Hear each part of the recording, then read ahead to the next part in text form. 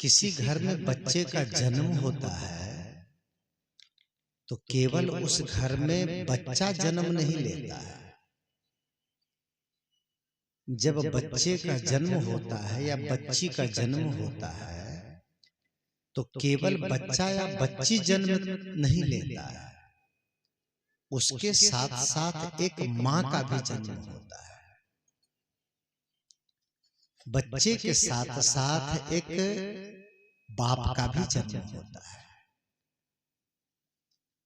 बच्चे के साथ साथ एक दादी का भी जन्म होता है।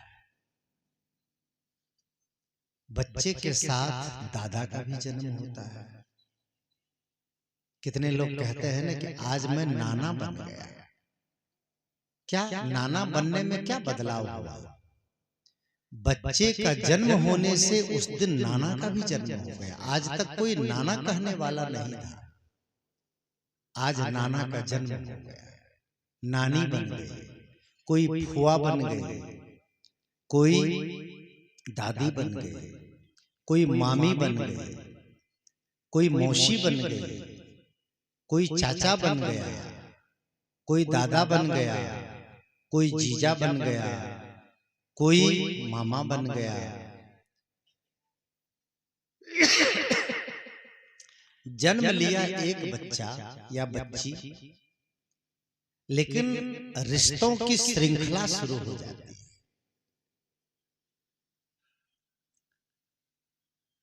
बच्चा जन्म लेता है तो अबोध रहता है, अनजान रहता है। क्यों अनजान रहता है? न तो उनका शरीर विकसित है, न उसकी इंद्रियां विकसित है, और न ही उनका मन विकसित है। इसलिए बच्चा अबोध और अनजान है। बच्चे के जन्मोत्सव के उपलक्ष्य में क्या हो रहा है, इस बात से बच्चे अनजान होते हैं। इस घर में जैसे बच्ची जन्म ली है, अब दरवाजे पर सत्संग हो रहा है, इतने लोग भोजन करेंगे, यहाँ भजन हो रहा है, तो उसकी माँ तो सुन सकती है, उसके पिता सुन सकते हैं, दादा दादी पड़ोसी मोहल्ला सब सुन सकता है। आवाज बच्ची की कान में भी जा रही होगी, लेकिन बच्ची उस आवाज का कोई अर्थ उसके दिमाग में नहीं है। क्यों? क्योंकि अबोध है, अनजान है, नादान है। सबसे पहले बच्चे और बच्ची कोई भी घर में जन्म ले तो जन्म एक संस्कार है। छठी, बरही, मुंडन, शिक्षण, दीक्षा, यज्ञोपवीत, पाणी ग्रहण, अन्नप्राशन, बहुत सारे संस्कार हैं। लेकिन ये संस्कार केवल बच्चों के लिए ही नहीं है। जब घर में कोई दादा कहलाते हैं और घर में बच्चा जन्म लेता है तो लोग कहते हैं कि संभल के चलिए, अब तो दादा बन गए। बहुत लोग कहते हैं, बहुत लोग घर में माताओं से भी कहेंगे, अब बहुत फोड़ फोड़ कर रहा, अब दादी बन गला, कनी हिसाब से चले। ऐसा भी कितने लोग बोलते हैं, कहते हैं। इसका मतलब एक नई जिम्मेदारी का निर्वहन आपके जीवन में होना चाहिए, एक नई समझदारी का निर्वहन आपके जीवन में होना चाहिए। और ये जिम्मेदारी विवेक से आनी चाहिए। हमारे समाज में बेटा और बेटी में थोड़ा भेद माना जाता है। अगर पहला बच्चा बेटी हो गई तो कितने लोग तो समझदार हैं, वो बेटा बेटी में अंतर नहीं मानते। लेकिन पहला बच्चा अगर बेटा हो गया तो समाज में खुशियां ज्यादा मनाई जाती कि पहला बेटा हुआ।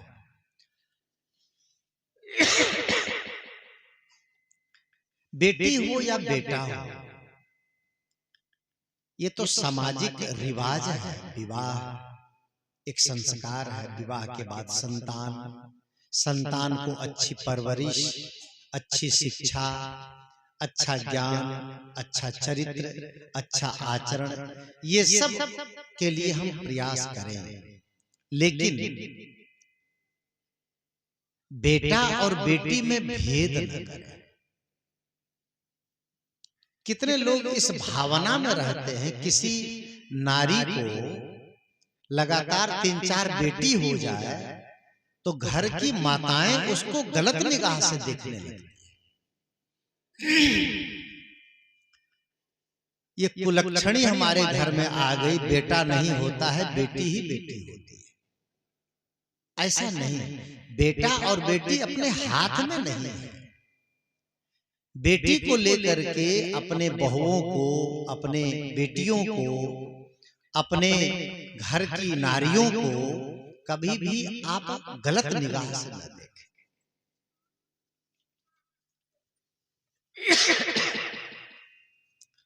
ये बेटियां लक्ष्मी हैं, ये बेटियां कात्यायनी हैं, ये बेटियां मैत्रेयी हैं।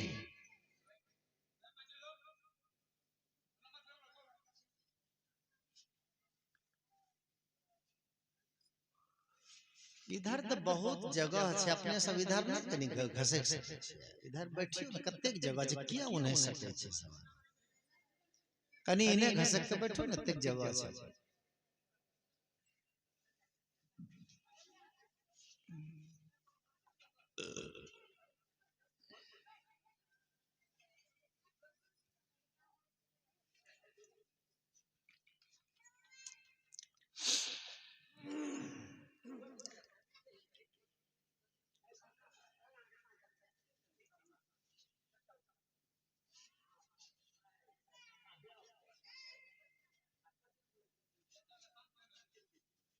शांत बैठ जाइए, सब लोग बैठ जाइए।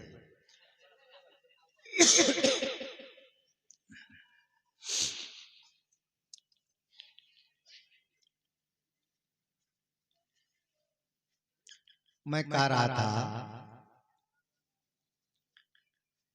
कि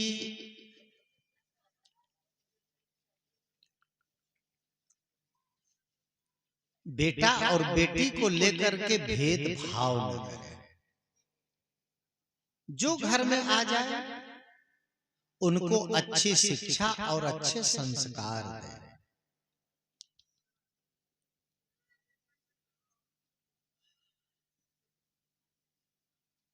अच्छी शिक्षा और अच्छे संस्कार के साथ आप एक अच्छे अभिभावक, एक अच्छे माता पिता का पाठ भी अदा करें।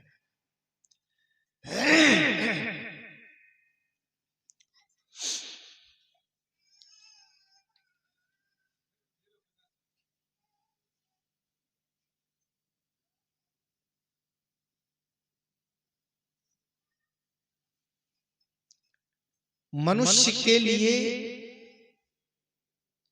मनुष्य जीवन को संवारने के लिए सारी शिक्षा है, सारे सत्संग है, सारा ज्ञान है, सारे कार्यक्रम है।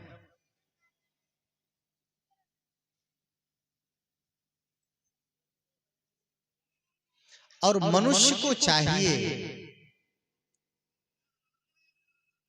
कि ये जो जीवन है, इस जीवन को कैसे हम बेहतर जी सकते हैं, कैसे हम बेहतर इसको बना सकते हैं। खाना जीवन भर है, पहनना जीवन भर है, काम जीवन भर करना है, व्यवहार भी करना है, शासन भी करना है, समता भी स्थापित करना है, सिद्धांतों को भी लेके चलना है, सामाजिक जिम्मेदारी निभाना है, पारिवारिक जिम्मेदारी निभाना है। इन सारी जिम्मेदारियों को निभाते हुए घर को कैसे सही ढंग से हम संचालित करें, एक सफल अभिभावक बने।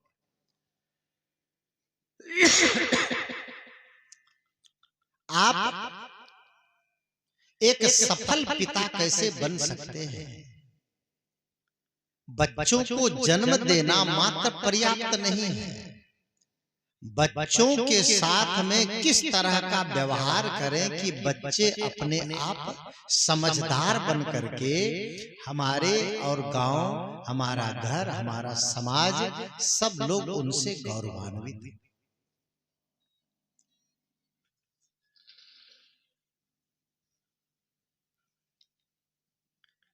ये जो संस्कार है, ये जन्म संस्कार के रूप में संबोधित किया जाता है। जन्म का मतलब है जीवन, एक नया जीवन शुरू किया गया। ये मनुष्य एक पौधे की तरह होता है, जन्मता है और वहां से उसकी जीवन यात्रा शुरू होती है। इस जीवन यात्रा में बहुत अनुकूलता, बहुत प्रतिकूलता आती है, और इस अनुकूलता प्रतिकूलता में आदमी अपने जीवन के रंगों को निखारता है कि आदमी का असली रंग कैसा है।